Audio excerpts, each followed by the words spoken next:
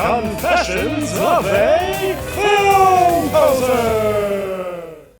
Welcome to Confessions of a Film Poser. I'm Eli. And I'm Vince. We're film posers. Each week, we finally watch a classic film that we've been pretending that we've seen, but never actually watched. This week, it's Cure from 1997. Somehow, us posers have never seen this landmark of Japanese cinema. And no, it's not the 80s band with all the sad music. It's a movie, and it's supposed to be scary as shit. Will we love it? Will we hate it? Will Vince disagree with my opinion of this movie and wake up with an X carved on his throat? Only one way to find out? Released in 1997, Cure was written and directed by Kiyoshi Kurosawa. This is not a jump scare horror movie. This is not a flashy serial killer thriller. This is a slow burn psychological descent. The film stars Koji Yakusho as Detective Takabe, a man investigating a string of murders where each target is killed by someone close to them and every killer carves an X into the victim's throats. The strange connection? They don't seem to know why they did it. Enter a drifter named Mamiya, played by Masato Hagiwara, a man who may or may not be hypnotizing people into committing murder. But this isn't really about hypnosis, it's about repression and identity and emotional rot, and the idea that violence might already live inside us, just waiting for permission. See, Vince? It needs permission. Cure has become one of the most influential psychological horror films ever made, inspiring everything from prestige crime dramas to modern slow burn horror. Is Cure a masterpiece or just deliberately confusing art house misery? Let's find out. Vince, this week we have Cure from Kiyoshi Kurosawa, a Japanese film. I think the first foray into international film for us. Not true. We did watch Akira. I think technically that counts. But this is our second Japanese-made movie, this one live action, so it's in a different category. This movie was actually suggested to us in the comments way back at our New Year's Eve show or a New Year's show for the top 5 movies that we finally watched in 2025. It's from a commenter named @RLSH1KB. That rolls off the tongue. But he said, Cure is a Japanese detective murder mystery film. Scorsese and Ari Aster have considered it a masterpiece. What do you think about that? I think that's pretty crazy. I also think that it's crazy that this movie you brought to my attention, I think today, or you talked about it a few days ago, but I've had a few other movie friends that have been asking me if they bought this or if I've seen it, and they recently bought it. I've seen it all over Twitter. This is not a newer movie, but it seems like it's something a lot of people are talking about. And I'm really excited to check it out. Yeah, I can honestly say I know nothing about this movie. You know, a lot of these movies you come in and you kind of know information that is kind of, you know, filtered down to you through pop culture or references and other things.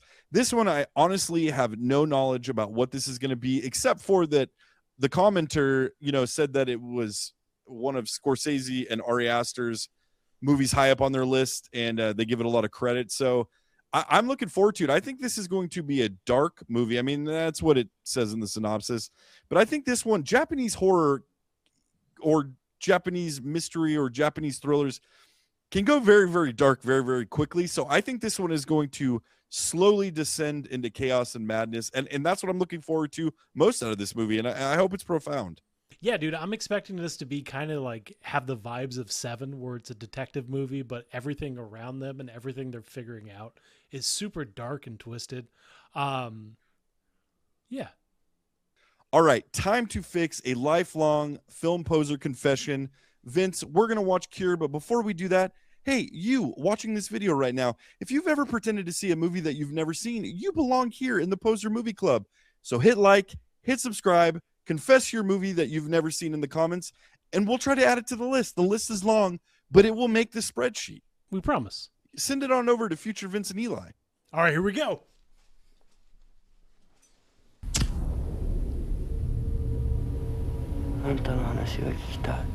We're cured. We are cured, dude. I'm going to mesmer you, dude. I'm going to mesmerize you. Do it, man. I'm ready for it.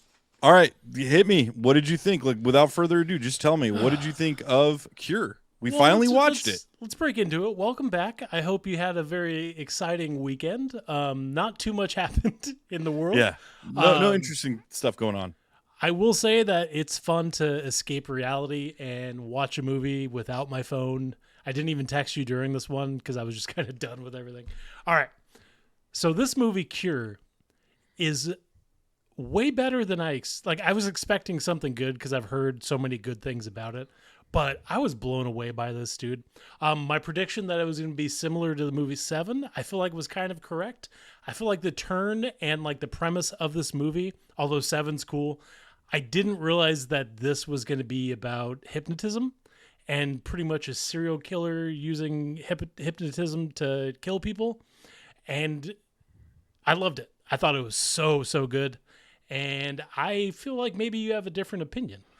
No, I thought it was good. Like, let's start there. I thought it was good. This is the first movie that we've done that I don't fully. I've been thinking. I watched this 2 days ago, and I have been just thinking about it, and I've been really chopping it up in my mind. I don't know how I feel about this movie. I think it was good. There's things about it that you compared to Seven. I think that's pretty dang close. I don't think it's anywhere near as good as Seven. This movie's different. This movie is atmospheric horror, basically. And they did a really good job of that. I will say that watching a movie like this in a different language is a different experience in a positive way because let's get into it. So much of this movie is discombobulating. Would you agree with that? Yeah, it's hypnosis-like, dude. So that was the thing that I first had to wrestle with because my brain is very much, I put things in boxes really quick, and this kind of disrupts that. This movie disrupts the patterns of the way you normally watch a movie. And I like that. I thought that was really effective and really cool. And there's shots in here that were super smart. The editing, the way they edited the movie, the jump cuts were really, really disconcerting and messed with me a little bit as I was watching this. So I think there's my answer. I really like this movie. There's things about this movie I didn't care for, like where I think it pales in comparison to something like Seven is the character arcs of this movie. I didn't think were as strong. Really good performances, but I didn't love the characters. I felt like if I would have been able to invest in the characters a little bit more, then I would have liked this movie a lot more. I liked it. I really liked it. I thought it was really clever. But that's kind of my general thoughts, man. Like I said, this is the first movie that we've watched, and which is an absolute positive. That's a positive thing to walk away from a movie, and it makes you think about it for days. I thought about it. I watched it yesterday, and I thought about it all day at work. Right before we started this, I kind of mentioned I feel like I maybe liked this more than Seven. I don't know if that's because it's fresh in my mind and it's new. I absolutely love Seven. I feel like the character development was perfect in this movie because you kind of got the only character development you really got was the main character, Detective. I'm going to slaughter these names. Kenichi Takabe? Sure. Is that good? The main character of good. this movie, he's the only one that you kind of get character development. And what it is pretty much he's a detective. All the stress of his work has affected his life and possibly his wife. Or she just has her kind of own stuff going on. She looks like she maybe has dementia, maybe like schizophrenic, maybe. But I felt like the lack of character building in this played into the story because you questioned everything. You got like little snippets of details of what's happening, and you kind of had to think about it. I feel like Seven kind of plays out those character stereotypes. You have Brad Pitt and his wife that are trying to have a baby. They kind of explain everything so you're not guessing. This movie, you were guessing a lot of it.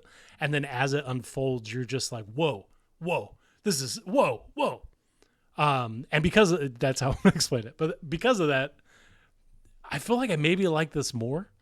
And just going based off of like how this movie's filmed and the sound, after I watched it, I did a little bit of a deep dive, and there's a lot of people that are saying for your first initial watch, you should watch this with headphones because a lot of the sound is like eerie. There's not much music in this movie. It's a lot of just like the external surrounding sound.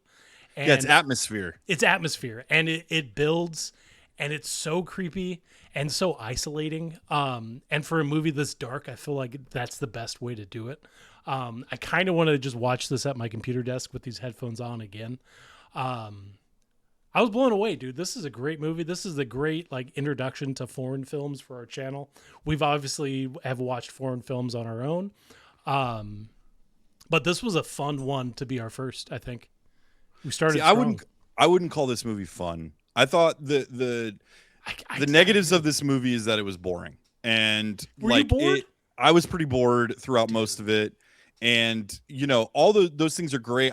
That's cool, like the sound design and the jump cuts and all that stuff. That's what this movie was. It was atmospheric, right? So you're not, and we talked about it a little bit in the intro, and a lot of this stuff is like I researched this information not knowing anything about the movie. So it's cool to watch it after I kind of do the intro voiceover narration, because then I could see it play out. I have like that in my mind of like the vague general sense of what the movie is. Do you like going into movies like that every time, or do you feel like you would prefer to watch it before learning anything about it? Because that's usually, you have the take where you build the information to make the intro.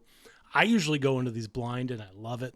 And I feel bad. I don't know if maybe we should like switch off so you can be surprised about some stuff and you allow me to slaughter the intro, but No, I like it because, and here's why. Okay. Because to me, it's like you're given jigsaw puzzle pieces before. And again, Okay. a lot of the information that I include is all stuff in the trailer. Like it's not in depth. Or Like like I the do synopsis of the movie or whatever. Yeah, when you generalize this movie down to, oh, there's a serial killer who hypnotizes people, this movie is so far beyond that concept. Like in your mind, you think of something, a guy with a watch hypnotizing people, and that is what I really liked about it. Is you had the mesmer aspect, which really you did not see coming No. in the investigation, and I like the investigation aspect of this. And we'll get into like what the end meant, because I think that there's a lot of discussion. I've seen a lot of Reddit posts on this, and there's a lot of debate. And that's what this movie is great at, is it forces debate. So to answer your question, I don't mind it because I like those, as I'm watching it, those jigsaw pieces kind of coming together, and there's always connective tissue.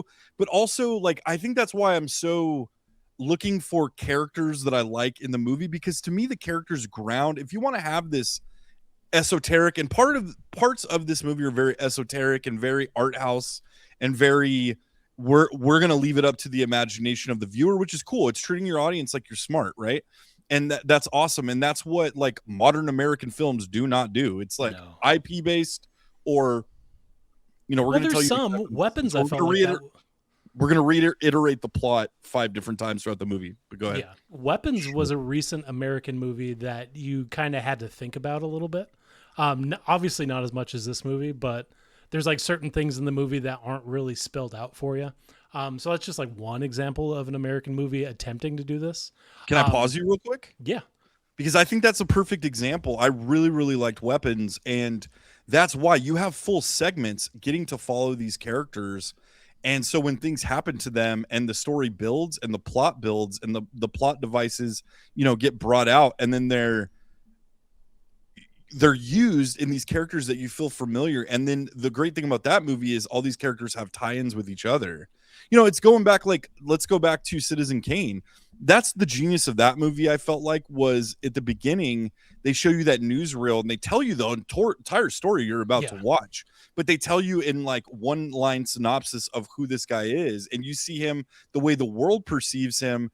And then this story is seeing behind the scenes of who this guy really is, and the demons and the, what he has to go through and battle against, it being this rich, megalomaniac dude. And so I thought Weapons did that very well. They took the characters. Tarantino's movies do that incredibly well. Yeah.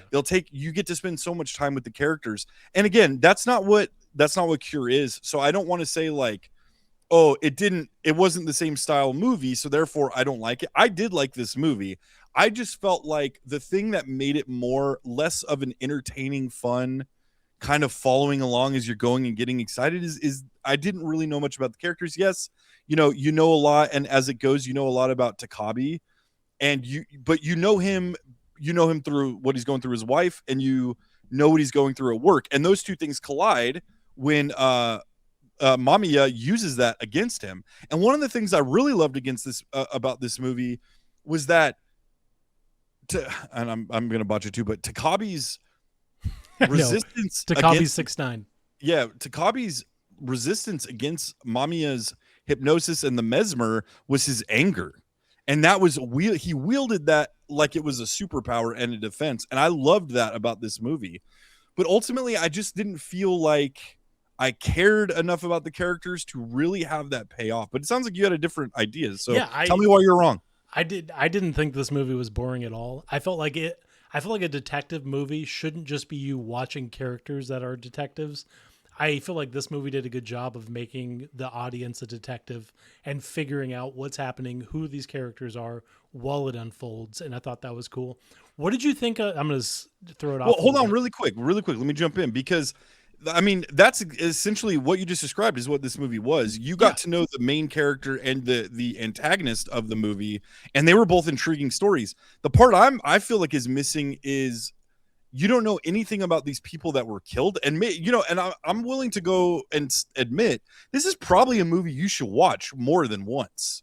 Oh, and yeah. This is probably a movie you should absorb for what you were talking about with the audio cues and the jump cuts, and there was, symbolism in like the dry cleaning scenes. I don't know what those meant, but those dry cleaning scenes meant something, and I'm determined to figure out what they are. But well, I'm going to stop you there. I think the dry cleaning shows that there's like I think that was a way to visualize this routine that he has and the split of what his reality is. So the shots are exactly shot the same way when he goes to the dry cleaners every time. I think it's like twice or three times.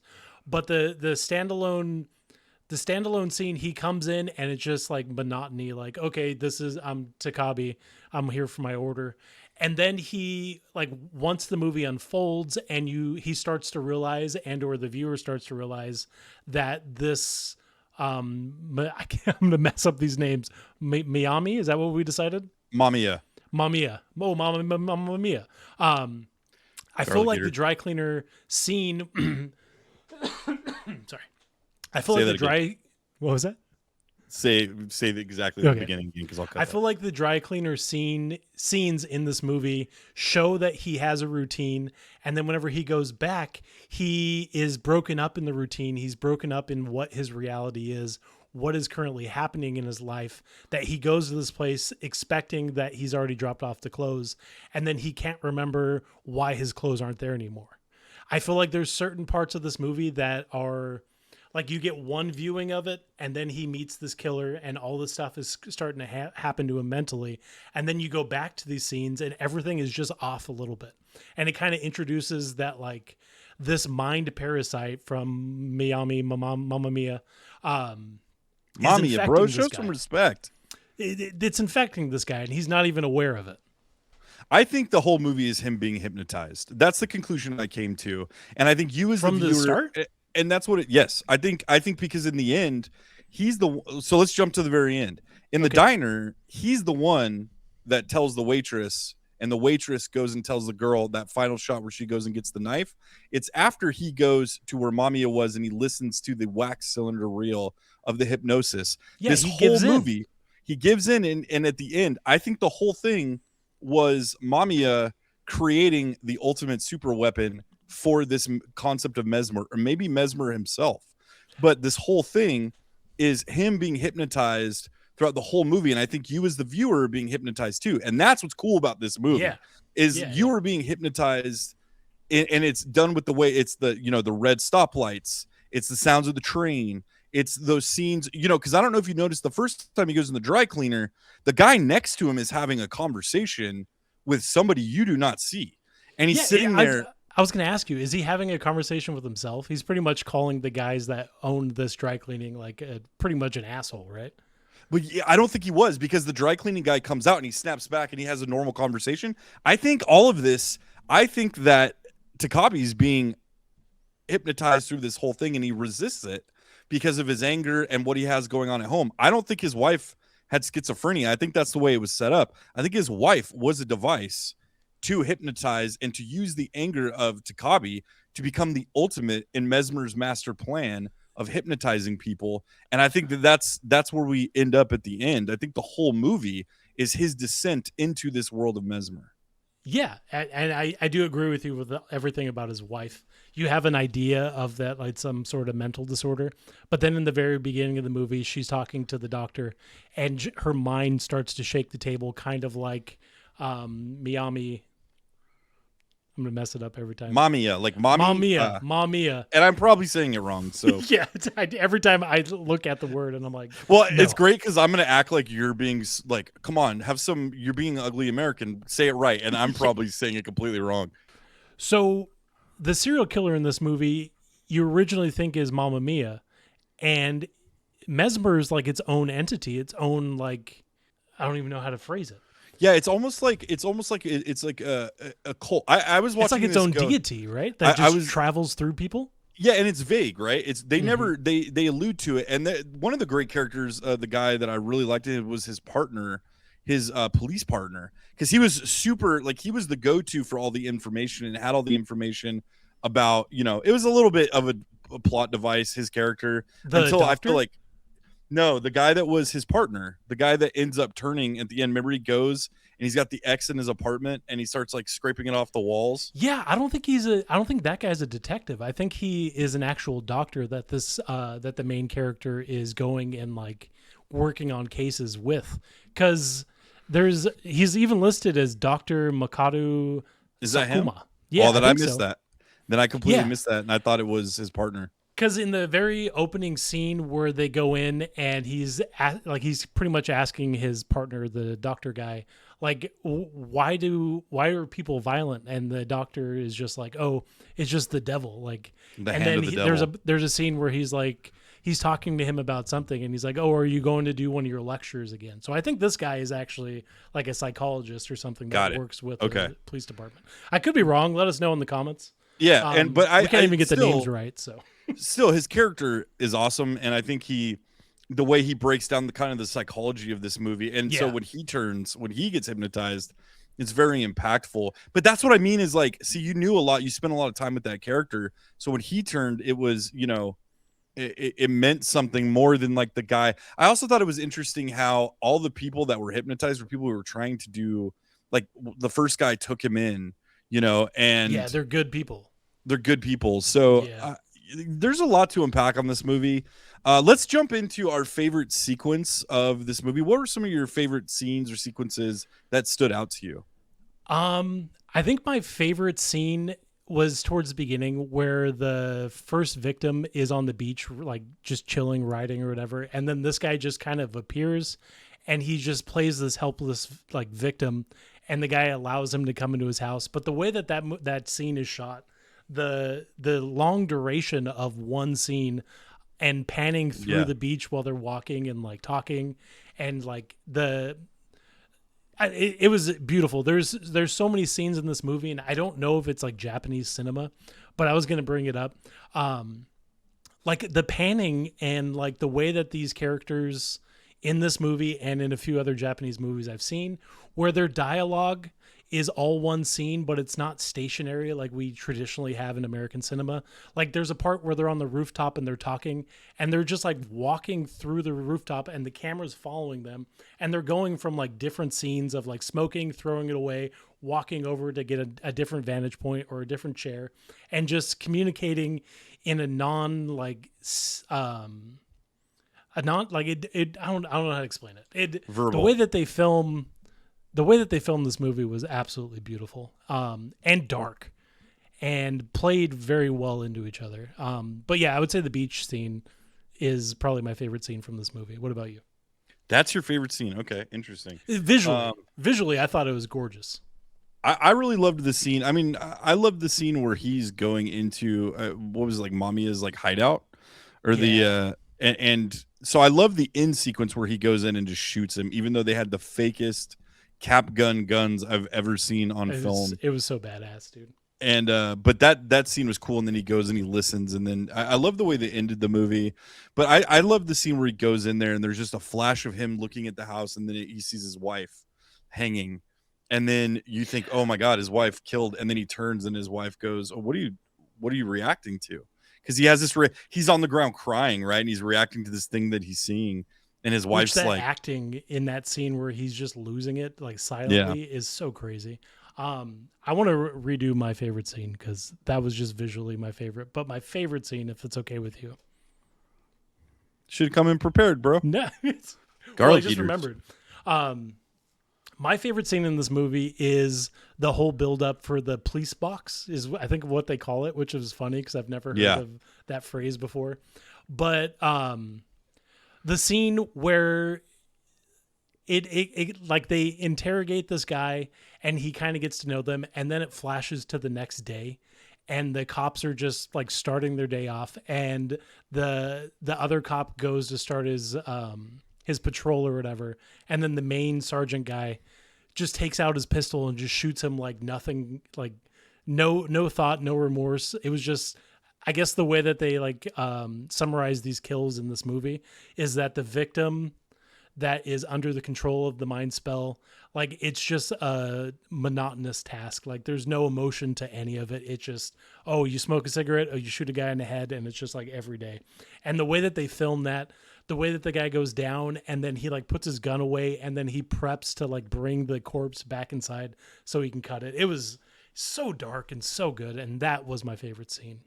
Well, and I also liked how with Mamiya they with all of these different sequences that are him being interrogated or him in the police box. That I thought you were going to talk about when he's actually in the police box and he starts hypnotizing the guy, but how they roll out, they show you little bits of how he's hypnotizing these people, because you don't really know. At one point, I thought it was the lighter. At one point, they play with just like animal magnetism, and he kind of dives in with the doctor or the nurse. He like basically starts telling her he's the Japanese Charles Manson is who he is, because he starts convincing people and kind of replaces who they are with like this inception of an idea, and he implants the seed. But the question here is he just manipulating something that's already inside people, which is, because the police guy says like, I didn't like him. Like that was already in there. He manipulated Takabe in his hatred for his wife, and he got him to kind of explode. And so that was really cool. Yeah, the kills were cool. The one with the nurse or the doctor in the bathroom just sawing that chick's face, I thought was pretty gnarly. But yeah, so I think overall I enjoyed this movie as a first time watch. I think I'm probably gonna have to go back and rewatch it just to see how it just to kind of soak it up in a different way now that I know what it is and look for different things. I think you're saying that there's different sound cues and things. I noticed it with the jump cuts. It's very ethereal and it's very much like a fever dream. And it reminded me a little bit of, have you ever seen Christopher Nolan's Insomnia with Al Pacino and Robbie Williams? Actually recently watched it. Dude, it reminded me a little bit of that, where I it's can like see that. you get to the end and he plays so well with like what's real, what's not, what's this kind of fever dream, this living dream, this walking dream. And I think atmospheric horror, which is a term I'd never heard before, but I saw a lot in just kind of watching video breakdowns of this movie and stuff, is a term I had never heard, but it's really, really interesting. And it makes me want to go and kind of look at that. Is that like a genre that includes other things? I'm sure there's other movies that you can kind of think of that aren't traditional horror movies, but deal in themes of horror. Yeah. And if anyone knows and can comment, so we can check out other atmospheric horror, that'd be awesome. I think the comparison between Insomnia and this is really good, because in this one, the way that it's filmed is kind of like hypnosis, and in Insomnia, the way that it's filmed is like insomnia. Like you feel this guy unraveling due to like his atmosphere. That I didn't think about that until now. That's a good comparison. Yeah, and like I saw Silence of the Lambs. I think 7 definitely, and maybe this came out in 97. I believe 7 came out in 95. So I don't think there was much inspiration taken there. Or I mean, I don't think 7 was inspired by this movie. It was probably maybe the opposite. But it makes me really interested to see what else this director has done. Let's shout out the director one more time. He's got a very famous last name, even though he is not related to Akira Kurosawa, which when I first saw this movie, or I saw the name, I thought maybe it was, but Kiyoshi Kurosawa.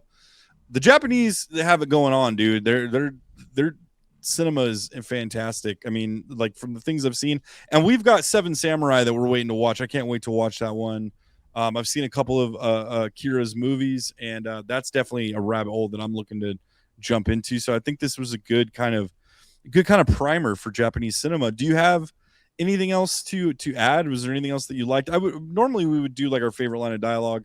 I can't really do that here because I Yeah, don't I speak was I Japanese. was kind of questioning what my favorite. I will say that like the bit dialogue would was be. understated in this movie in a good way.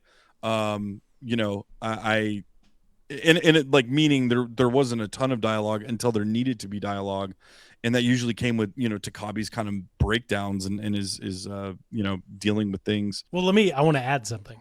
So, what I would want to add for this is there's a few questions and details in this movie that I didn't fully understand. And I kind of did a deep dive into other people's um, understanding of what this movie is and like what people believe the ending meant.